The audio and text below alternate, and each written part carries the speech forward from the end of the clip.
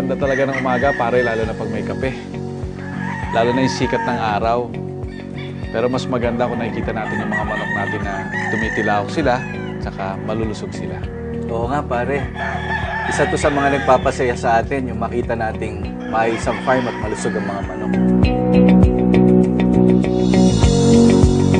Magandang umaga po, mga Kasabong TV. Ako po ang inyong lingkod, si Edwin Arañez. Kasama ko po ang aking partner.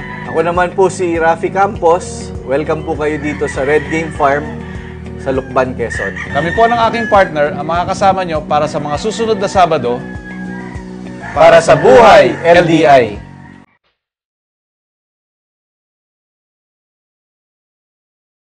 Nagsisimula yung araw ko, actually sa early in the morning. Madaling araw pa. Kailangan, pag nasa farm ka, gising ka na. Kailangan nasa range na ako kagad. Yun ang unang ginagawa ko. Binibisita ko na kagad yung mga sisiyo namin. Especially yung mga sisiyo namin na bagong pisa. Gusto kong gawin yun dahil ayoko munang pumunta sa iba-ibang lugar bago pumunta sa sisiwan namin. Kasi baka may nadadala ako ng mga sakit, yung mga dumi. So, doon muna ako unang iikot sa kanila bago ko umikot sa buong farm namin.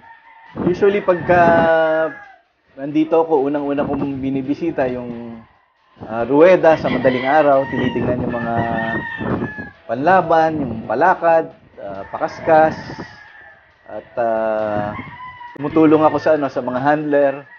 Yun usually ang ginagawa ko pagka gising sa umaga.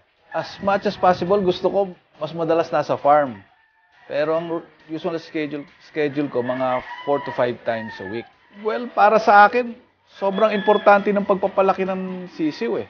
Sobrang importante ng pag-raise mo ng tamang mga panlaban. Kasi sa panahon ngayon, may mga stag derbies na tayo eh. So, kung imagine mo, 8.5 to 9 months, aakyat na ng ruweda yung manok mo eh. Lalaban na sila eh. So, kailangan makuha mo lahat yung advantage ng pagpapalaki, hindi sila magkakasakit, maganda yung range, para at least may natutulong ka sa kanila, para pagdating ng panahon na umakyat sila sa ruweda, handa na sila talaga.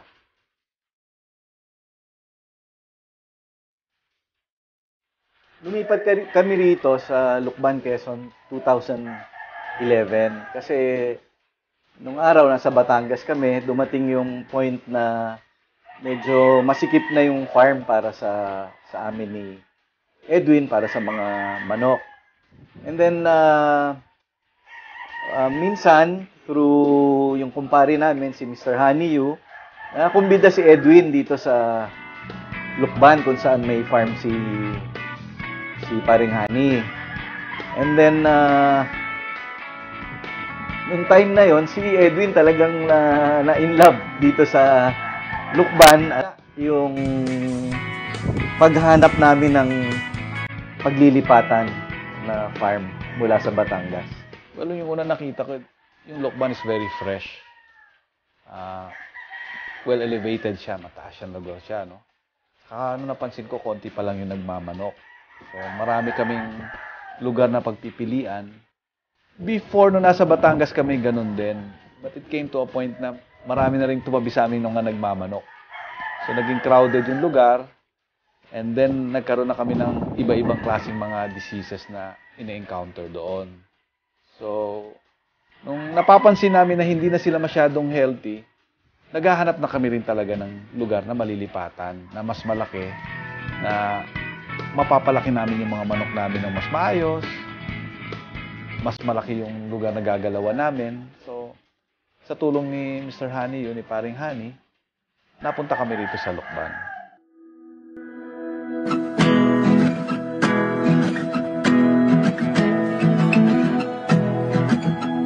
Ang isang advantage na nakikita ko talagang parang natural yung lugar para sa pagpapalaki ng mga sisiw, ng mga panglaban. Nabanggit nga ni Edwin yung elevation. Tapos kung mapapansin nyo, andito sa likod natin ng Mount Banahaw, and then pababa, gently rolling. So, doon pa lang imagine, every time na umuulan, tubig nang nagaling sa bundok, pababa, nawawash out ang mga dumi, at malaking tulong sa disease prevention. So, kumbaga, talagang natural yung lugar for game fowl racing.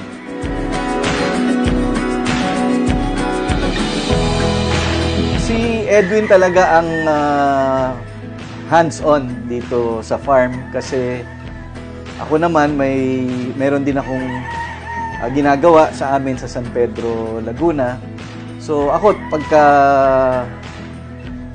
tuwing may mga bisita or may schedule na kailangan asikasuhin dito, pupunta ako. Pero si Edwin ang nakatutok sa day-to-day operations dito sa amin sa Red Game Farm. Well, malaki yun talaga yung binibigay nilang suporta sa amin sa pagmamanok.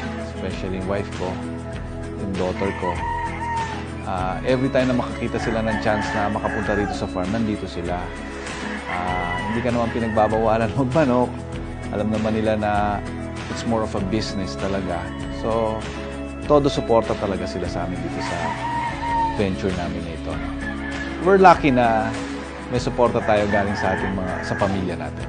Ang family ko naman full support din dito sa business nga namin ni Edwin, and for me, siguro just like in any other business, kung wala ang suporta ng pamilya mo, mahirap magtagumpay. So, napakahalaga talaga na suportado ka. Siyempre, dito naman, hindi naman palaging okay ang lahat. Diba? Dumarating ang problema. And malaking bagay na pagka, lalo na sa mga panahon na may konting problema tayo dito sa farm, nandyan sila para tumulong at sumuporta. Mga Kasabong TV, nandito po tayo ngayon sa aming cording area. Meron po tayong mga 1,000 tipis dito. Nandito po yung mga broodcocks namin, yung mga stags namin. So, pakita ko sa inyo yung mga bloodlines namin.